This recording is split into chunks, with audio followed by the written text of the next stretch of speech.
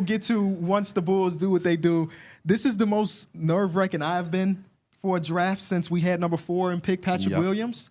Didn't love that pick when it happened. I'm sorry. Still probably don't love it now. I'm sorry. The phone is going off because there's some information about the next pick, and as we're Chicagoans, everybody in the Chicagoland area likes to support each other. We all one big family. But there was some chaos before Cody Williams. Yes, we saw Rob Dillingham get drafted. And if y'all would have had a shot of us when that happened, we were like, whoa, what is going on? Because, of course, you take Stephon Castle at number 4. It would have been weird for them to take another point guard. But instead, they flip it to go to the Trailblazers. I'm sorry, for the Timberwolves for a future first-round pick and another swap. And it's unprotected first round. Unprotected in 2031. Unprotected is crazy. I think the Spurs really. I'm far into my 30s. I think they cooked. I think they cooked them with the youngins called Fleece, the Timberwolves. Because the reason I say that is because I think the Spurs didn't see anything that they wanted, which is why they traded out. And they had already got their guy. And then, like Darrick said, you got a 2030 first-round pick unprotected. I don't know what the Timberwolves are going to look like by then. And then you had also got a protected 2029 pick or something like that, I think. So you get 2 first-round picks, essentially, for Rob Dillingham, who's going to go to the Timberwolves and come off their bench. Yeah. I mean, I'm just looking at him as like a nice score off the bench, as a nice little 6-man over there. And I think that's perfect role for him to come in as a rookie and to go into that transition to that perfectly. Yeah. Maybe he could be Mike Conley's replacement as he continues to develop. That's probably what they're thinking. Yeah. It's a combination of a lot of pressure and no pressure. Right, because it's a lot of pressure because Minnesota's a team that's trying to compete every single season after their run. But it's kind of no pressure because you got Anthony Edwards, you still have Karl-Anthony Towns, Rudy Gobert. You're not going to be asked if you're Rob Dillingham. And you're coming off the bench. That's kind of why I see it as no pressure. The aura of that backcourt. I just love the fact that he's going into a situation that's going to allow him to be him. I think the most important thing, and probably what is making Clutch and Rich Paul happy, is he's going to be able to be him. When you're a guy like him, as electrifying and looking to score want the ball in your hands, you don't really want to go anywhere where they take the power away for that and try to mold you into something that you're not. Hopefully, Minnesota is knowing what they're getting, and it will allow him to be that. And I think that's the best part of that trade. We also saw the Hornets take Tijan Salon. So, like, there's a lot of stuff going on. Zach Edey went 9 to the Grizzlies. The Grizzlies said, we leaving here with some size. We don't care. I'm actually not even a fan of that. Really? I just don't think Zach Edey's like their mold of center that they need. Like, I feel like he's very slow-footed. He's not very. But you also have Jaren, who just won DPOY a few years ago. And I feel like Zach Edey is Steven one of those Adams dudes wasn't some. He wasn't some. But also, I feel like he also was more mobile. He wasn't crazy mobile, but he was more mobile. He wasn't that big. And also, Zach Edey, one of those dudes that in college, they gave him the ball and let him pound for 6 dribbles. He's not going to be able to do that in Memphis. Oh, no. So I'm curious to see what his role will be on the offensive side of the ball. I just think that they got a guy that they saw fit with a need. They're a team that, what's their hole? That position. So they went and tried to fill it. Claxton re-signed, so they couldn't go pursue him. Boom. So. They weren't able to get Klingon because the deal didn't go through. So that's my thing. All the biggest was flying off the board. We knew this was going to be the type of draft where teams are going to reach for the players that they want. And I'm agreeing with y'all. He probably don't got to play, above 20 minutes a game or anything like that. When you do need that time you need a guy or a big that can switch, Jaren, you back at the 5 right now. Yeah, I like it. Versatility in the lineups.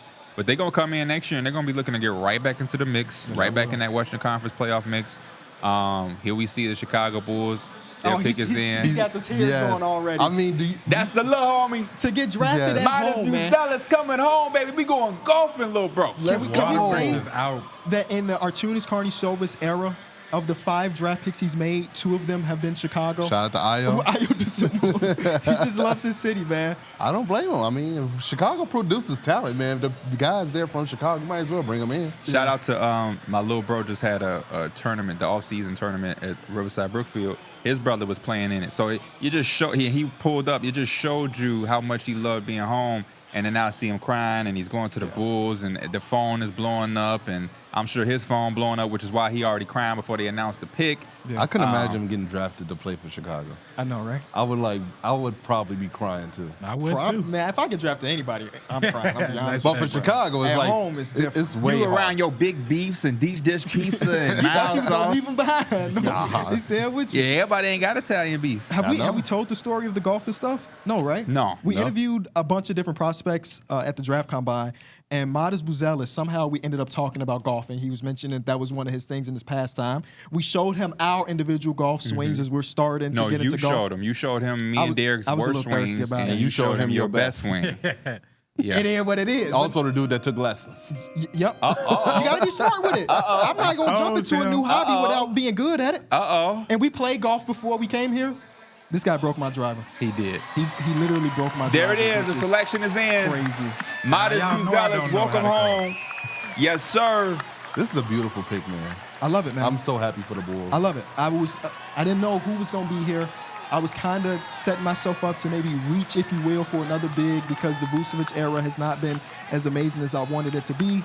Little did I know that the guy that was literally number 1 on my big board for the Bulls specifically, not for the entire draft, would be here at number 11. So He said he wanted to come back on the show and do a real lengthy episode. So now it's you set in can come. stone. You can come do half the season here, brother. You could be the 5th member. It was him or Cody Williams for me.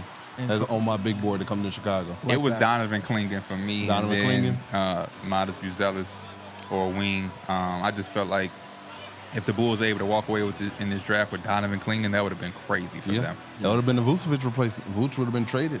No. Donovan Clingan is not a guy that's going to come into the league and play 30-plus minutes. He only played 22 minutes a game last year for UConn. He's had foot problems and different things like that, so you want to ease him in there. But he would have definitely been working his way into becoming that full-blown replacement for sure. But we got little bro back to the crib. This is crazy, man. How many times in our life are we going to see a Chicago and get drafted by the Bulls? As long as Artunas Karnisovas is in charge every other year. But even before him, we were seeing D. Rose came back to the dig. He's the greatest. So now, is They this signed Jabari. what's the most Bulls players that they've had on a roster that's been from Chicago? Because right now we got Javon, Ayo. Now That's probably Matas. it. I'm be honest with you. The three. I think that's probably it. Because in Derrick Rose's era, I can't think of it being more than one other person. Who's the one other person? No, I can't think of anything. Yeah. He's just saying if it was, Yeah. it was not more than that. So this is it, man. This is how you build a team, I guess. I mean, obviously the Bulls made a trade about last week to bring in Josh Giddey. Yes.